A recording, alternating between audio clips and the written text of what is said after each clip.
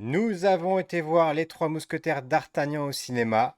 Nous allons découvrir en direct notre réaction et dans une première partie, nous allons ne pas vous spoiler l'intrigue, ne pas vous divulgacher, même si forcément c'est Les Trois Mousquetaires, on commence à connaître. C'est le principe du café multiverse. Ça commence maintenant.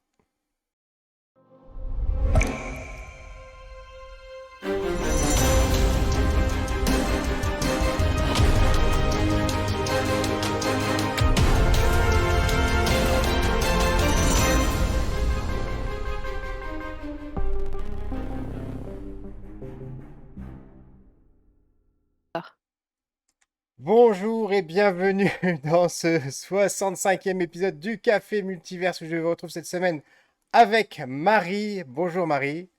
bonjour. Alors cette semaine, on va vous parler du film Les Trois Mousquetaires d'Artagnan, qui est une énième adaptation du roman d'Alexandre Dumas. Voilà. Donc comme vous pouvez le constater, je ne vous retrouve pas cette semaine avec Greg Dyser qui est très occupé avec le volume 2 de sa BD Cléo Super Sirène. Ce qui ne me l'empêche pas que voilà, je co-animerai aujourd'hui avec Marie. Marie, peux-tu te représenter pour ceux qui ne te connaîtraient pas encore? Bonjour. Alors, ceux qui ne me connaissent pas, c'est une honte, c'est-à-dire que vous regardez pas assez le Café Multiverse. Pour ceux qui me connaissent déjà, je suis Marie. Dans une autre vie, j'étais archéologue spécialisée des mondes gaulois et romains. Et aujourd'hui, je fais tout autre chose, mais je reste une passionnée de pop culture de manière générale et ravie d'être présente encore une fois. Et c'est avec plaisir qu'on t'accueille à nouveau aujourd'hui et que tu vas peut-être co-animer d'autres émissions dans le futur, qui sait, voilà. L'avenir Donc, nous le dira. en ce qui me concerne, donc, je suis responsable de la communication numérique pour une collectivité territoriale. Et dans d'autres missions de ma vie, j'étais responsable des invités pour les festivals Japan Expo et Comic Con Paris. Et ben, maintenant, un jour, il faudra que j'arrête de dire ça parce que ça fera bientôt 15 ans. Maintenant, ça va être périmé, hein. Voilà, donc on se retrouve aujourd'hui pour parler des trois mousquetaires, donc d'Artagnan. On va parler donc pendant une première moitié de l'émission du film, en essayant de pas trop rentrer dans les détails, même si évidemment, comme je disais dans l'introduction, c'est les trois mousquetaires, donc ça commence à être bien connu, reconnu, repensé, et avec des variations dans tous les sens, qui a été un film aussi réalisé aussi par les Américains de temps en temps. Voilà. Et on commence sans plus attendre. La question, c'est le casting. C'est le sujet avec lequel on débute souvent l'émission. Marie, pour toi, le casting, qu'est-ce que tu en as pensé? Est-ce que tout allait bien? Est-ce qu'il y avait des choses qui étaient un peu dissonantes ou pas? Ah bah, pour moi, le casting était le plus gros point fort et c'est d'ailleurs ce qui m'a, enjaillée dès les premières annonces du film, c'est le casting. Moi, c'est un casting que j'aime d'amour, c'est un ensemble, d'acteurs et d'actrices que j'aime énormément et les voir tous ensemble, c'était, un espèce de petit fantasme qui a été réalisé et c'était pour moi le gros point fort, ce casting. Alors, c'est Ce vrai que qui m'a poussée en tout cas à aller le voir tout de suite. Alors c'est vrai que je te rejoins, moi, c'est un casting qui m'a plu et en plus ça m'a rappelé quelque chose. Alors je remets un petit peu de contexte pour ceux qui ne connaissent pas forcément, qui ne nous connaissent pas par rapport à nos goûts. Marie, elle est plutôt à défendre le cinéma français. Tout Moi, à disons fait. que j'ai pas forcément le même engouement, voilà, surtout pour certains types de films. En revanche, j'ai une affection particulière pour un film qui a bien une vingtaine d'années maintenant, qui s'appelle Le Pacte des loups, et où on retrouvait déjà Vincent Cassel. Et de revoir Vincent Cassel dans ce type de rôle, type KPDP, moi, ça m'a fait quelque chose, ça m'a vraiment attiré pour voir le film. Après, je suis pas forcément un gros fan du reste du casting, Romain Duris, etc. Eva Green, bon, pour moi, elle fait de l'Eva Green, voilà, elle est égale à elle-même, mais c'est vrai que Elle est Eva elle-même. Green, dans le rôle de Milady, enfin, je pense que si Alexandre Dumas l'avait connue à l'époque, c'est limite pour elle qu'il aurait écrit ce rôle. Qu'est-ce que t'en penses? Moi, je pense que les rôles ont chacun été écrits pour les acteurs choisis. Je pense que, les personnages étaient présents certes, hein, les personnages n'ont pas été réinventés, mais ils ont été adaptés aux acteurs. Je sens profondément que chacun des rôles a été réécrit selon les acteurs qui les interprétaient. C'est le cas pour moi, de François Civil qui joue un d'Artagnan qui est totalement, un d'Artagnan François Civil quoi. On le retrouve lui, sa propre personnalité dans ce personnage. Je pense que chacun des rôles a été adapté aux acteurs. Alors, il y a Greg Dyser qui est dans les commentaires. Salut Greg, Bonjour j'espère que tu Greg. travailles bien aujourd'hui. Il dit, j'ai vu pas mal de gens choqués de voir Vincent Cassel, Romain Duris, alors que les trois mousquetaires sont censés avoir 25 ou 30 ans. Alors, oui, c'est vrai, en même temps, D'Artagnan, d'après le bouquin, il est censé avoir entre 13 et 15 ans. Alors, bon, François Civil, il fait pas 13 ou 15 ans, effectivement. C'est un petit peu le syndrome Senseiya et Chevalier du Zodiaque où les héros sont censés avoir 13 ans dans l'animé. Enfin, là, c'est pareil. On sent bien qu'il y a une relecture, mais bon, moi pour le coup, ça m'a pas choqué. Je pense que c'est quelque chose qui est très, très récurrent. Moi, je pense à la série Sex Education où on est censé avoir des adolescents lycéens et ils ont tous 25 ans, quoi. Donc c'est quelque chose qui, en soi, est, comment dire?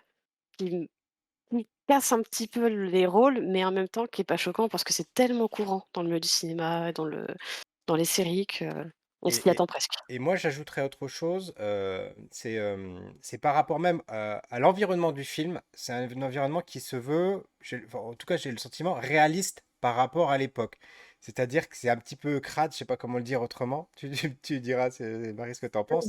Et du coup, je trouve que prendre des acteurs qui ont 50 ans pour camper des trentenaires, je me dis que ça colle, parce que à l'époque, tu devais vite avoir, enfin, tu devais vite faire ton âge, quoi. Je pense que plus que de nos jours, quoi. De nos jours, t'as 20 ans, tant que t'as encore la tête d'un gamin. À l'époque, à 15 ans, tu devais déjà avoir un petit peu de bouteille.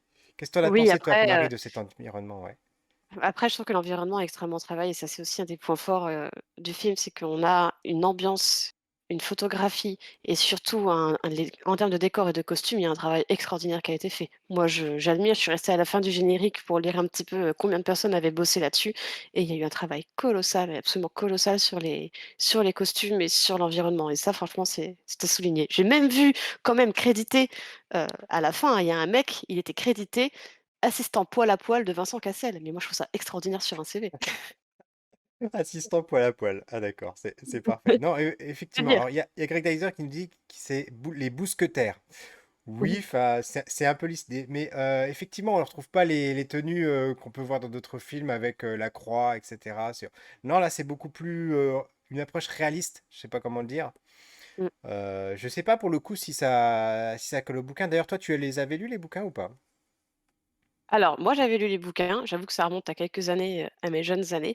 Après j'avais lu, Alexandre Dumas qui est un auteur, pour moi un grand classique de la littérature, mais à savoir que Dumas, c'est aussi à prendre avec des pincettes. On est sur un roman inspiré d'un personnage historique et déjà il y avait une énorme scission entre le vrai D'Artagnan, le vrai type et ce qu'Alexandre Dumas, en a fait. Bon, déjà là il y avait une réinterprétation romanesque, extraordinaire. Donc le fait que ce soit plus ou moins respectueux étant donné qu'on réadapte un livre qui avait déjà réadapté une histoire, je vais pas m'offusquer là-dessus. Même en tant Oui, et qu'historienne, puis je vais pas m'offusquer là-dessus. Et puis, je sais pas si c'est la 15e, la 20e adaptation du roman, mais voilà. Et au bout d'un moment, Oui, on peut largement se permettre de prendre oui. des libertés par rapport à ce type de roman. D'ailleurs, Mmh. moi, je me souviens que je gardais un excellent souvenir de L'Homme au masque de fer Ah tout à fait. avec DiCaprio, qui adapte pas en fait directement les Trois Mousquetaires, mais qui adapte plus ou moins une partie de la suite.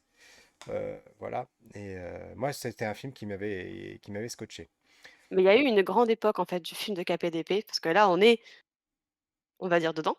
On va dire parce qu'il y a des choses qui vont y apparaître dans la partie spoil que voilà. Mais si on parle des grands films de KPDP, moi je pense à Fanfan la Tulipe, je pense à des films comme ça qui nous ont marqués Le et marqués Bossu. dans le bon sens du terme. Le Bossu, enfin bon, il y a eu des films fabuleux sur le thème. Donc c'est vrai qu'il y en a eu déjà beaucoup de faits. Alors il y a eu beaucoup de grosses bouses quand même, faut le dire, hein, il y a eu beaucoup de films ignobles, mais il y a eu beaucoup de très bons films. Là, ça faisait quelques temps quand même, quelques années qu'on n'en avait pas vu. Faut dire qu'il n'y a pas eu de film de ce genre qui est sorti au cinéma, en plus cinéma français depuis, je dirais bien 10-15 ans. Donc bon, est-ce que Oui, c'est et un puis renouveau? À une voir. grosse production même du cinéma français, parce que là, on voit qu'ils ont mis les moyens quand même, hein. C'est pas rien du tout. C'est ça. Euh, Il y a des choses qui m'ont fait plaisir, et en même temps, je me suis dit, est-ce que ça a sa place là-dessus? J'ai remarqué qu'il y avait beaucoup de plans séquences dans le film. Je sais pas si tu as remarqué. Ouais, beaucoup de combats en plan séquence surtout. Les Ouais. combats principalement étaient faits en plan séquence. Et j'ai trouvé que c'était un petit peu, c'était original de faire ça parce qu'habituellement, c'est pas pour ça qu'on fait des plans séquences. C'est pas pour ce type de passage. Et là, je trouvais que c'était original de prendre cette approche-là. Alors je pense qu'ils ont voulu tenter des choses. après. Moi, je suis très mitigée sur le film à titre perso et pourtant je suis très, très bon public, mais je suis vraiment mitigée et est-ce que c'était vraiment nécessaire? Ça, c'est la question, quoi. Ils ont voulu tenter des trucs parce qu'ils avaient les moyens techniques de le faire, mais est-ce que c'était vraiment nécessaire? Est-ce que ça apportait vraiment quelque chose au film? Là-dessus, je suis un peu moins certaine quand même. Alors, tu commences déjà à émettre des réserves. Moi, c'est pareil, j'en ai Heu, quelques-unes quand même. Je t'avoue que tout de suite, on sent, peut-être pas tout de suite, à la moitié du film, moi, j'ai commencé à sentir que ça commençait à patiner et que le film était pensé, et ça, c'est pour ceux qui ne le savent pas encore, c'est pensé comme une trilogie. mmh, Voilà. Donc c'est la première partie qui se concentre sur D'Artagnan, sur la première partie du roman, sur les ferrets de la reine, etc. On vous divulgue pas trop de choses en vous disant ça, hein. De toute mmh, façon, pas l'histoire est encore. connue. Voilà, pas encore. Mais effectivement, moi, c'est vraiment le sentiment qui ressort du film, c'est que ils ont voulu faire quelque chose qui tire en longueur, et pour le coup, bah, ça crée des longueurs. Surtout dans la Ouais. deuxième partie du film. Autant la première partie, elle est beaucoup dans l'action, la présentation des personnages, ça part dans tous les sens, c'est très péchu.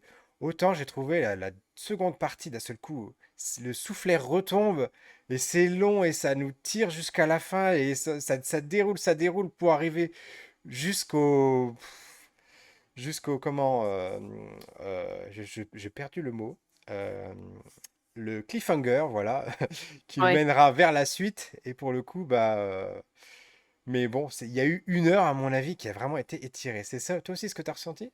Moi, je trouve qu'il y a un vrai problème de rythme sur le film. Là, pour l'instant, on a pointé les qualités, donc la photographie, le casting, la photographie, les décors, OK et pour moi, le gros point noir dont on n'a pas encore parlé, finalement, on y vient doucement, c'est la réalisation. La réal et le montage, pour moi, ils sont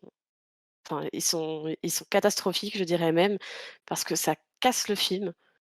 Et on a un problème de rythme qui est colossal. On voit qu'ils essayent même de faire ils ont essayé de faire des répliques qui auraient pu, marquer, qui auraient pu devenir des répliques cultes, mais en fait le rythme et le montage est tellement cassé que ces répliques sont même pas mises suffisamment en avant.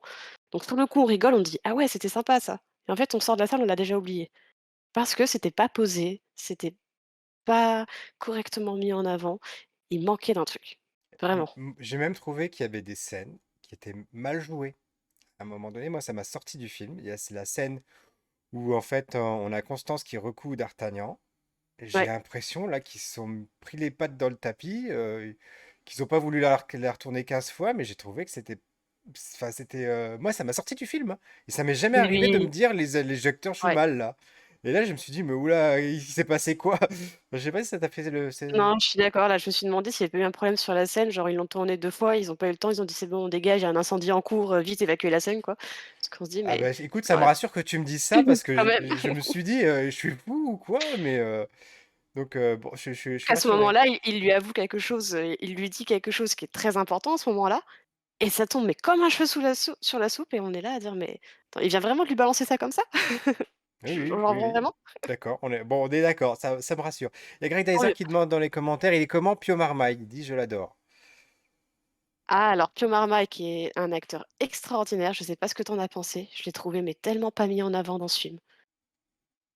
Il y a Il était aussi, en retrait total. il y a aussi un choix scénaristique que je ne donnerai pas ici, dont on parlera peut-être dans la partie spoiler. Euh, je comprends pas ce que ça fait dans le film. Alors, pas, le fait qu'ils aient fait ce choix-là, moi, ça me choque pas. On en reparlera dans la partie spoiler, mais ça n'amène rien en fait à l'intrigue. Donc pourquoi est-ce qu'ils l'ont mis là? Mais on en reparlera dans la partie spoiler On en reparlera. si vous le voulez bien. Voilà. Mais voilà, Pio Marmaille qui je suis d'accord avec toi Greg, hein, moi c'est un acteur que j'aime énormément et qui n'a plus du tout à faire ses preuves et j'étais très triste de le voir autant en retrait dans le film. Finalement, il a pas du il arrive pas à prendre sa place, il ne lui laisse pas prendre sa place et j'ai un peu de mal à comprendre pourquoi. Ce qui est dommage. Alors oui, effectivement, hein, c'est surtout Vincent Cassel, Romain Duris et François Civil qu'on voit le plus, avec Eva Green. Bon, bien sûr, c'est Milady. Mais de la même façon, j'ai trouvé quand même le début du film était un petit peu confus. On se demande qui est qui fait quoi, au Moi, niveau j'étais des très personnages. choquée et ce qui a failli me sortir du film, c'est que pendant 10 minutes, à part les voir se bousculer, il se passe pas grand-chose et est-ce qu'on a vraiment besoin de voir un mec bousculer tout le monde pendant 10 minutes? Déjà pour entrer sur un film. Ça a failli me sortir dès les premières, minutes, hein, ça a failli me sortir tout de suite.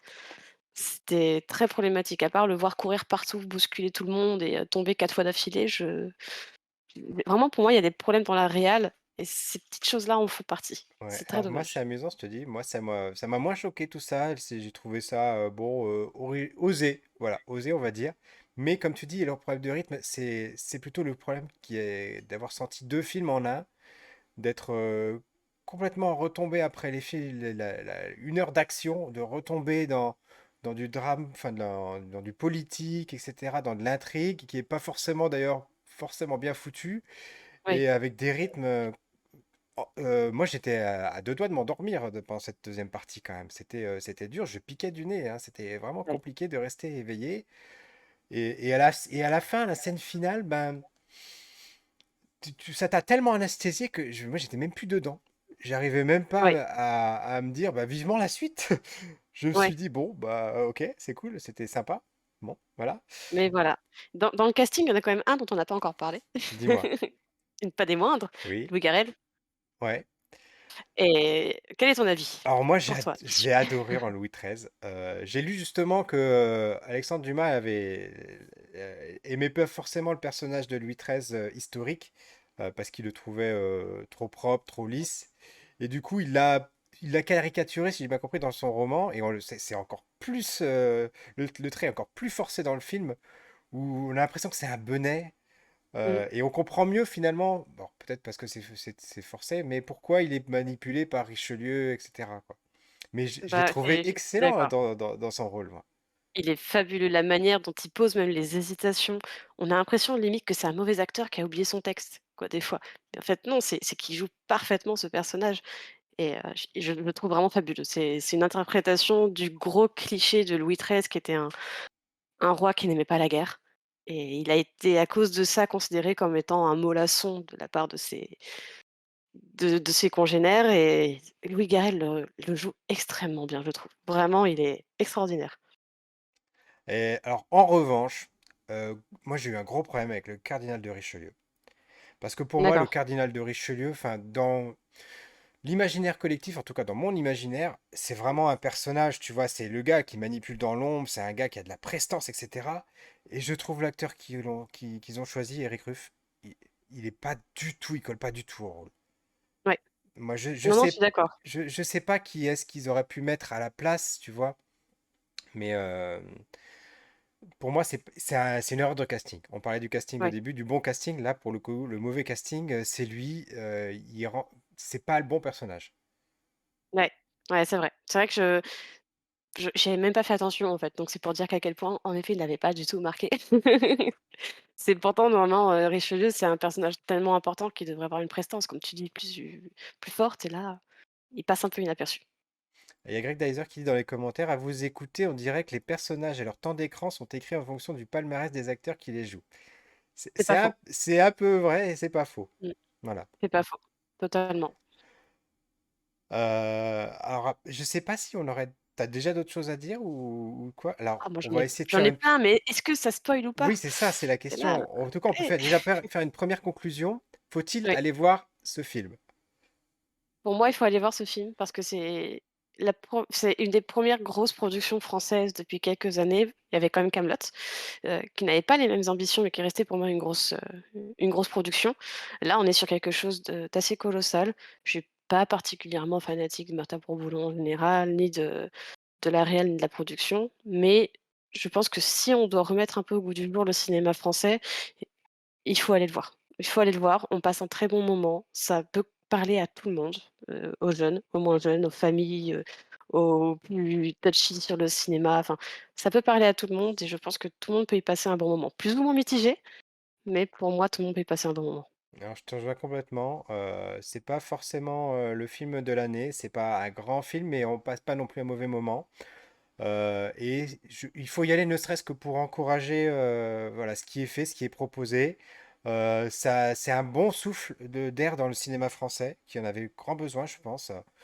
Ça Mmh. montre qu'on est capable, on est tout aussi capable que les Américains de faire des films de ce genre, de genre, avec des moyens. En plus, bon, il y a quand même l'ambiance de l'époque qui est ce petit plus Je trouve qu'il donne un cachet au film qui est Le vraiment, côté vraiment sale. chouette. Ouais, le côté sale, là, crade, les mousquetaires, comme disait Greg Dyser en C'est commentaire. ça. Et rien que pour ça, faut aller le voir. Et sans transition. Et Ah, vas-y. justement, c'est pas mal parce que, c'est vrai qu'à l'époque, il y avait pas de l'eau comme on utilise aujourd'hui, on ne se lavait pas à ce Voilà. moment-là. C'était une période où on ne se lavait pas, où les gens, riches, les rois, les reines, les gens de la haute mettaient beaucoup de maquillage, de fond de teint et de parfum, mais on ne se lavait pas à ce moment. L'eau était, voilà, considérée, finalement impropre. Donc là-dessus, c'était un peu culotté de dire, «OK, on fait des héros, mais des héros sales et des héros un peu moches, un peu cradingues avec les cheveux gras et tout». Bon, OK, pas mal. C'est Moi, une j'ai, prise de position. moi, j'ai apprécié. Et sans transition, c'est parti En avant. spoiler.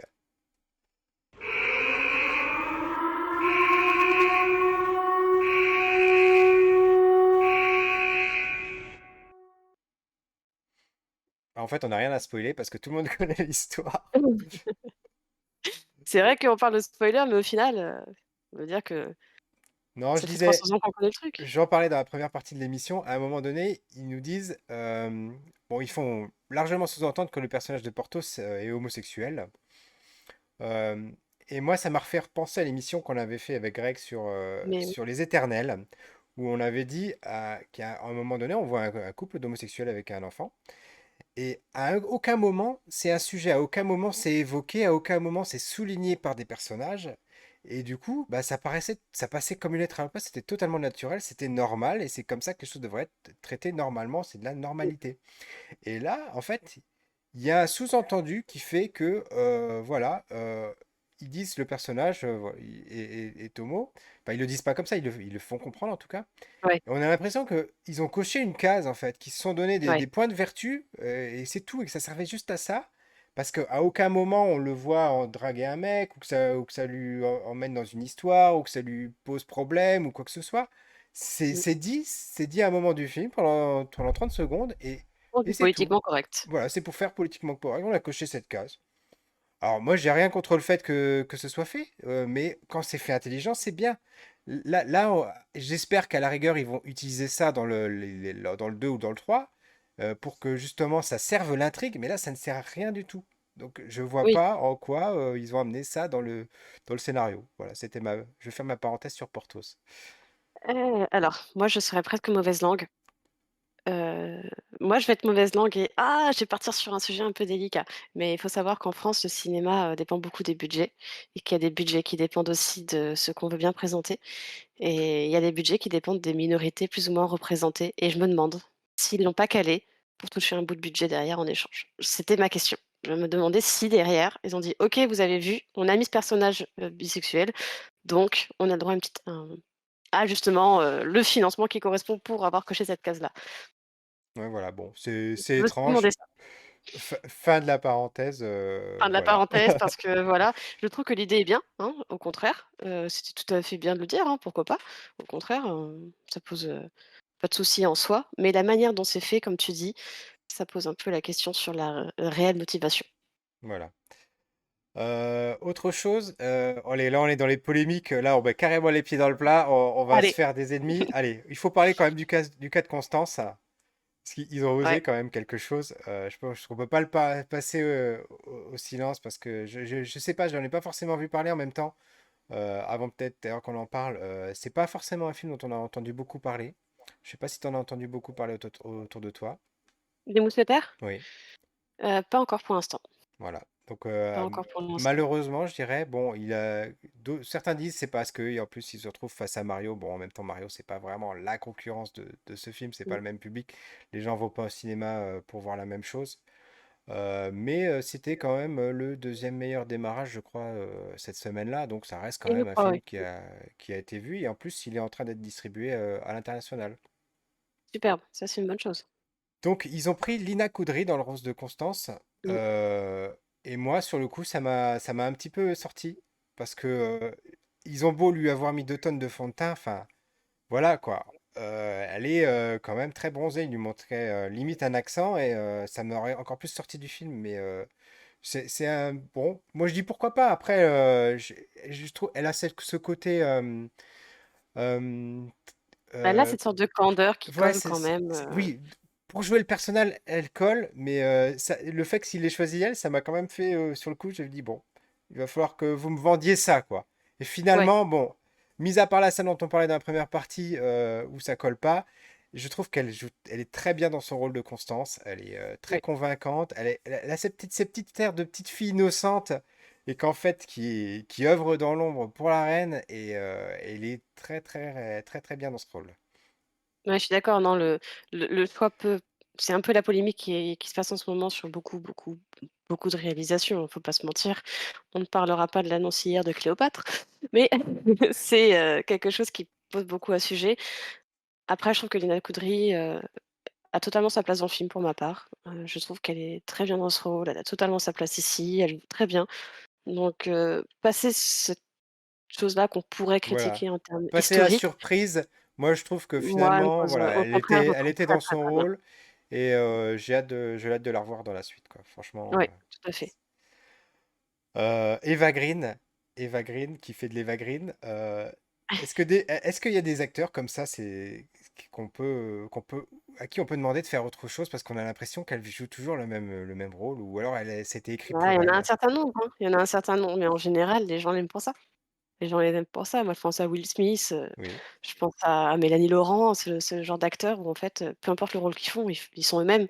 Enfin, ils sont eux et ils s'en sortent difficilement. Et bon, Eva Green en fait partie, mais est-ce que c'est pas un peu ce qu'on demande aussi des fois, C'est vrai. Je trouve que le personnage de Milady, mais c'est vrai que quand je l'ai vu dedans, et je ne m'étais pas forcément fait la réflexion avant le film, je me suis dit, mais c'est vrai que la vicieuse manipulatrice, c'est elle. Enfin, oui, c'est vraiment le rôle qui lui va comme un gant, quoi. c'est ça. Moi, vraiment, c'est ces points forts-là, les acteurs, le casting, je trouve que tout ça est vraiment le gros point fort du film. Après, après, il y a beaucoup de points noirs pour moi Bah, alors vas-y, et je te si je laisse dois faire ta liste. vraiment Sors ta liste. non, si je dois vraiment spoiler, enfin spoiler sans vraiment dire, mais Bah, on est dire un dedans avis là, pur et vas-y. dur, on était vraiment pas loin de passer d'un film extraordinaire qui marquerait l'histoire du cinéma. Mais tout le long du film, je me dis: «La limite, elle est là» et il la passe pas.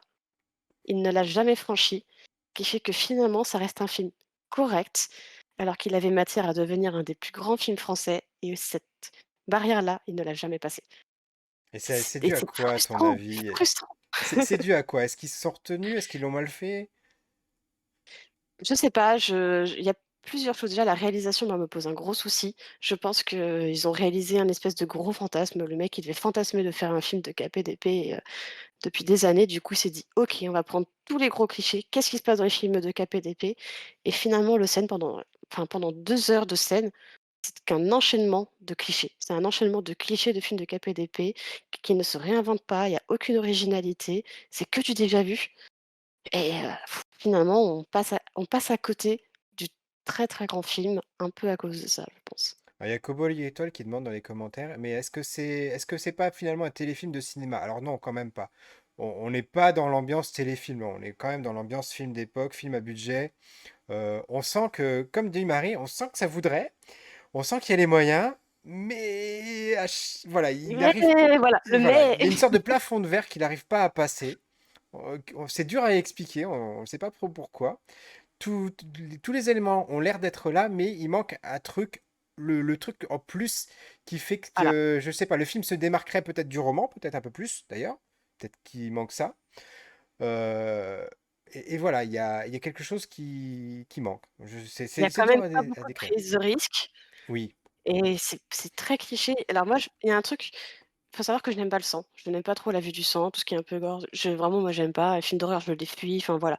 Mais par contre, un film de KPDP où ça se bastonne tout le temps et où finalement il y a pas une goutte de sang qui nulle part, bah, en fait, ça me sort du film, malgré tout.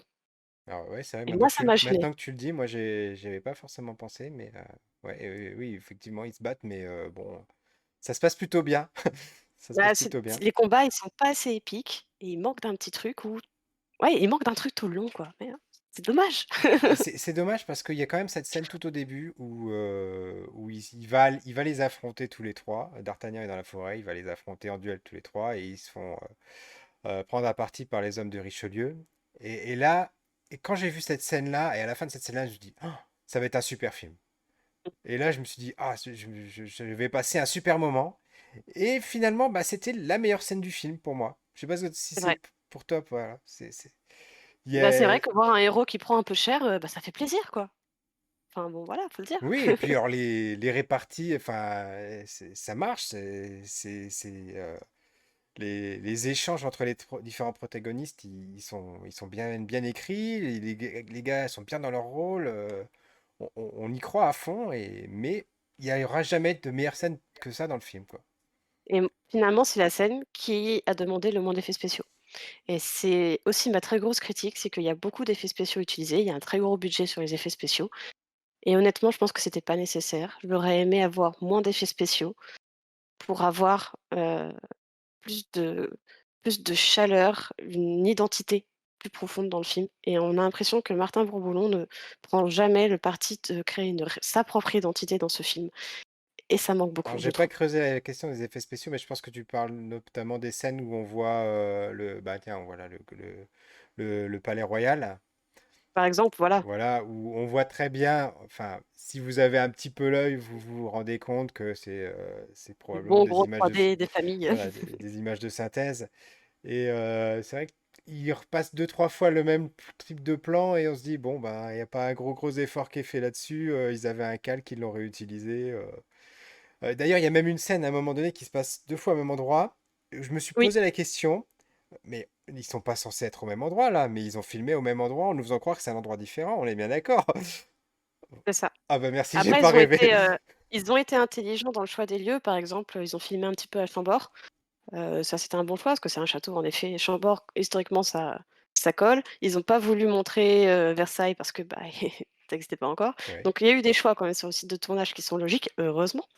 Mais il y a toujours ce mais. Moi, c'est ça que je suis ressortie du film en disant: «Mais». C'est le mot qui fait qu'on ne franchit pas cette barrière du très grand film. D'ailleurs, ce qui me rend très triste, c'est la preuve, c'est qu'on en a même pas parlé, c'est les musiques. Pour Ouais. moi, un film de KPDP doit avoir des musiques épiques qui nous marquent, qui on se dit: «Ah ouais, là, la musique, elle colle vachement bien avec la scène» et pas à un seul moment, on a fait attention à ça. Parce Non, c'est que, vrai. c'est passé inaperçu, quoi. Non, c'est vrai, la musique, bah, il n'y a rien d'épique pour le coup. Ouais, voilà. On est, ça tombe un peu à plat. Et oui, c'est dommage. Il y a plein de petits trucs où on se dit: «C'est dommage, quoi». Du Ça aurait coup, pu, mais c'est le dommage. prochain épisode doit s'appeler Milady. Donc Exactement. alors, moi, c'est ça qui me tique un petit peu. C'est une trilogie. Donc là, on a D'Artagnan. La prochaine, c'est Milady. Donc Milady, normalement, devrait couvrir la deuxième moitié du bouquin. Donc, je me dis, si c'est une trilogie, ça veut dire que la troisième partie va couvrir les suites qui avaient été écrites. Donc, ça s'appelle, j'ai fait une petite recherche quand même. J'ai fait un peu mes devoirs aujourd'hui. Il y en a un C'est qui bien. s'appelle 20 ans après et l'autre, Le Vicomte de Bragelonne. Voilà. Ouais, on va Donc, voir ce que ça donne. je Après, pense que ça sera ça, faut avouer qu'ils avaient pas un grand effort à faire en termes de scénario, parce que tout était déjà écrit. bien sûr. Donc ils auraient pu faire un peu plus d'efforts sur le reste et moi, je vais dire un truc qui est absolument ignoble, mais je pense qu'aujourd'hui, le cinéma français n'est peut-être pas totalement libre et j'avais l'impression de regarder un film qui servait au roman national, de dire, «Voilà ce qu'on veut montrer de la France», quoi et pas du tout ça, en fait. Enfin, c'était de cliché sur cliché et j'ai trouvé ça vraiment dommage. J'aurais aimé plus de prise de risque et plus, d'identité, réelle, quoi et pas de dire, «On va montrer ce qu'on veut, ce qu'on veut montrer». Vraiment dire, «OK, on a envie de faire un truc, on va aller jusqu'au bout, on prend des risques» et voilà, quoi. Ouais, c'est intéressant ce que tu dis. Alors, est-ce qu'ils ont fait ça parce qu'ils étaient limités par les budgets, on va dire, par en tout cas ceux qui donnent les budgets, ou bien est-ce que c'est aussi parce que ils se sont dit on va essayer de vendre le film à l'international, donc on est obligé de cocher les clichés français dedans. Peut-être. Moi, pour moi, ce film, c'est un gros fantasme qui a été réalisé par la réal et par la production. Mais voilà, on montre que ce à quoi les gens s'attendent peut-être, finalement. Mais du coup, on n'a pas l'identité nécessaire à une grosse prise de risque et à passer le cap de dire: «Waouh, j'ai vu un truc que j'avais jamais vu avant», quoi. Alors, il y a Cobol et Étoile qui te rejoint dans les commentaires qui dit tant que Bolloré laisse sa main sur Studio Canal, on aura du mal à voir un film hors roman national. C'est ce que j'osais pas dire. Voilà, donc il l'a dit, on l'a pas dit, Merci. c'est lui, c'est pas nous. Voilà, c'est pour moi, on est totalement dans enfin, franchement, on est dans ça, totalement. Et Greg Dazer qui dit je pense aussi qu'on n'est pas une majorité à réinterroger le roman national. Ah, on aime bien nos clichés, hein. Oui, c'est vrai, hein, c'est vrai, hein. On aime bien nos héros français épiques, Napoléon, Vercingétorix, alors qu'en fait, ils ont tous perdu, hein, au final. Bon, voilà, hein. Ils ont eu des victoires, certes, mais pas que. Et c'est pour ça que, comme tu disais, la scène d'intro où il prend un peu cher et au final, la scène, elle est hyper bien tournée, bah, je me suis dit: «OK, on va voir un d'Artagnan qui n'est pas encore d'Artagnan et pour le devenir, c'est pas si simple». En fait, finalement, il a eu une autoroute pour devenir d'Artagnan tout seul, quoi. Ouais, c'est ça. Oui, et en plus en étant fils d'eux presque, puisque il a sa lettre de recommandation et hop, Ouais. c'est parti, quoi. Bon, ça, c'était historiquement vrai, mais bon, quand même. Voilà. C'était pas si simple derrière, il a quand même dû faire ses preuves et là, on le voit pas finalement faire ses preuves. Donc voilà, vous l'aurez compris, on vous invite quand même à aller voir le film, ne serait-ce que pour soutenir l'initiative, pour espérer qu'on en voit d'autres, des encore mieux, voilà. Mais on n'a pas forcément été emballé comme on aurait pu l'espérer. Voilà. Exactement et pourtant, il y avait matière. Et pourtant, il y avait matière. Voilà, c'est vrai Donc que allez le voir parce qu'il y a matière justement, c'est une bonne raison d'aller le voir. voilà. Allez le voir en espérant que la suite bah, soit mieux, soit plus péchu. D'ailleurs, ça va être un petit peu compliqué. Je me dis, quand on regarde le contenu de l'histoire, ils vont devoir faire 2 autres heures sur La Rochelle, Milady, etc. Va falloir quand même sacrément broder, hein. Enfin, Va falloir, remplir du vide un petit peu, mais bon, c'est ce qu'ils ont fait dans le premier, alors je doute pas sur eux pour la suite. très bien. Et sans transition, on passe aux recommandations de la semaine. Alors Marie, que nous recommandes-tu cette semaine? Eh bien moi, cette semaine, ce sera de nouveau un jeu de société, comme, la première fois que je suis venue, parce que moi, dans tout l'univers, pop culture, je suis aussi très jeu de société et celui-ci c'est pour ça que j'ai mis d'ailleurs mon petit t-shirt Chocobo, pour parler de jeux de société et de rétro gaming avec Adestrap, ici présent. Adestrap qui est un petit jeu, mais à la fois très sympathique dans un univers, rétro gaming très sympa, qui parle à tout le monde. Ça peut être un jeu familial, ça peut être un jeu, entre potes, ça peut être un jeu, quand on n'a pas trop envie de se prendre la tête le soir, mais un petit peu quand même. Les parties durent une demi heure, on est dans un vraiment kiff, rétro gaming. On a l'impression de jouer à ces jeux PC sur disquette, mais version plateau. On se retrouve dans un labyrinthe avec, le minotaure, qui essaie de nous mettre des bâtons dans les roues pendant qu'on a des petits objectifs et notamment des objets à récupérer. Donc, voilà, on est dans ce type de jeu, un grand kiff, vintage en jeu de société que je recommande très fortement et en Très plus c'est bien. français donc allez-y. Et en plus, c'est français. On vous mettra le lien dans la description et Greg Tyser qui dit en commentaire, Pierre adore les jeux de société, il faut lui offrir. C'est totalement faux, ne faites pas ça. Bon, encore que des parties d'une demi-heure, ça va, je peux survivre. Je crois Ouais, que lui en une demi heure, c'est fait et c'est je même peux pour survivre. à partir de 10 ans, donc c'est même accessible à toi. Ah, bah c'est bien alors, tant mieux. Je te remercie. Ma recommandation, c'est une série qui est disponible sur Amazon Prime qui s'appelle Le Consultant. Voilà, avec Christopher Waltz, qui joue du Christopher Waltz pour le coup. Voilà. Encore un. Et, et je peux pas vous dire l'intrigue parce qu'il faut la découvrir, mais en gros, on a un gérant d'une société de jeux vidéo qui décède. Voilà. Et le consultant arrive pour redresser la boîte. Et ce consultant fait des choses très bizarres, fait des choix très bizarres, et ça va mettre à mal tous les employés de cette société. Ça va les faire se confronter à eux-mêmes, à qui ils sont vraiment, ce qu'ils veulent vraiment dans la vie.